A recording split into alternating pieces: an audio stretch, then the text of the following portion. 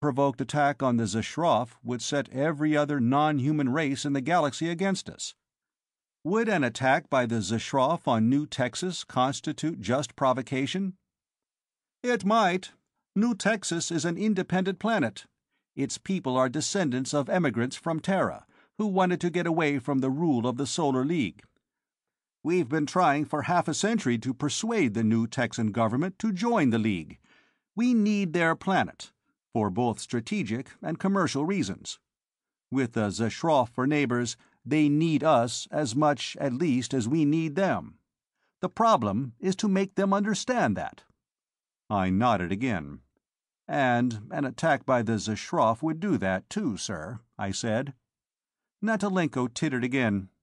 You see, gentlemen, our Mr. Silk picks things up very handily, doesn't he? He turned to Secretary of State Gopal. You take it from there, he invited.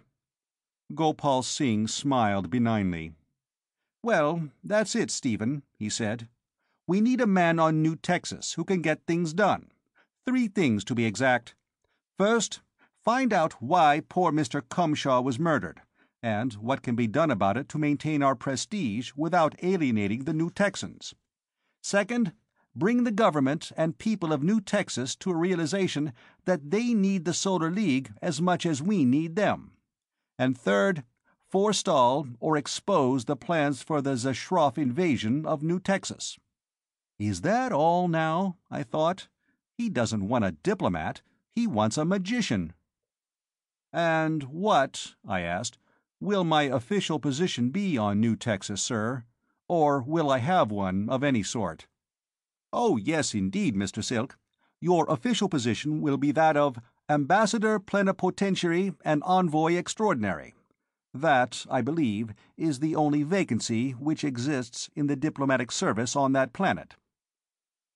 At Dumbarton Oaks Diplomatic Academy, they haze the freshmen by making them sit on a one-legged stool and balance a teacup and saucer on one knee, while the upperclassmen pelt them with ping-pong balls.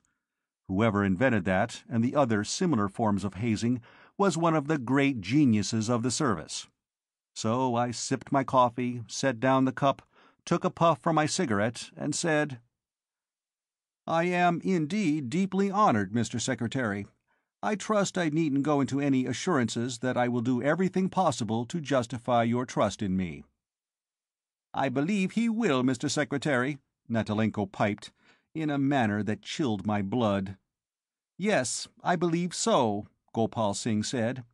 Now, Mr. Ambassador, there's a liner in orbit 2,000 miles off Luna, which has been held from blasting off for the last 8 hours, waiting for you. Don't bother packing more than a few things. You can get everything you'll need on board, or at New Austin, the planetary capital. We have a man whom Coordinator Natalenko has secured for us, a native New Texan, Hadi Ringo by name. He'll act as your personal secretary. He's aboard the ship now. You'll have to hurry, I'm afraid. Well, bon voyage, Mr. Ambassador. Chapter 2. The death watch outside had grown to about 15 or 20. They were all waiting in happy anticipation as I came out of the secretary's office. "What did he do to you, Silk?" Cortlandt Staines asked, amusedly. "Demoted me. Kicked me off the hooligan diplomats," I said glumly. "Demoted you from the consular service?" Staines asked scornfully. "Impossible." "Yes, he demoted me to the cookie pushers. Clear down to ambassador." That got a terrific laugh. I went out, wondering what sort of noises they'd make the next morning when the appointment sheet was posted. I gathered a few things together, mostly small personal items, and all the microfilms I could find on New Texas, then got aboard the Space Navy cutter that was waiting to take me to the ship. It was a 4-hour trip, and I put in the time going over my hastily assembled microfilm library and using a stenophone to dictate a reading list for the space trip. As I rolled up the stenophone tape, I wondered what sort of secretary they had given me, and in passing, why Natalenko's department had furnished him. Hadi Ringo. Queer name, but in a galactic civilization you find all sorts of names and all sorts of people bearing them, so I was prepared for anything. And I found it. I found him standing with the ship's captain inside the airlock when I boarded the big, spherical space liner. A tubby little man, with shoulders and arms he had never developed doing secretarial work, and a good-natured, not particularly intelligent face. See the happy moron, he doesn't give a damn, I thought. Then I took a second look at him. He might be happy, but he wasn't a moron. He just looked like one. Nadalenko's people often did, as one of their professional assets. I also noticed that he had a bulge under his left armpit the size of an 11mm Army automatic. He was, I'd been told, a native of New Texas.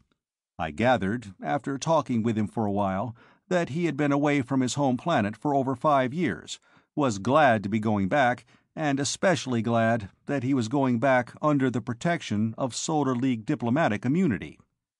In fact, I rather got the impression that, without such protection, he wouldn't have been going back at all. I made another discovery. My personal secretary, it seemed, couldn't read stenotype. I found that out when I gave him the tape I dictated aboard the cutter to transcribe for me. "Gosh, boss, I can't make anything out of this stuff," he confessed, looking at the combination shorthand braille that my voice had put onto the tape. "Well, then, put it in a player and transcribe it by ear," I told him. He didn't seem to realize that that could be done. "How did you come to be sent as my secretary if you can't do secretarial work?" I wanted to know. He got out a bag of tobacco and a book of papers and began rolling a cigarette with one hand. "Why, shucks, boss, nobody seemed to think I'd have to do this kind of work," he said. "I was just sent along to show you the way round New Texas, and see you don't get into no trouble." He got his handmade cigarette drawing and hitched the strap that went across his back and looped under his right arm.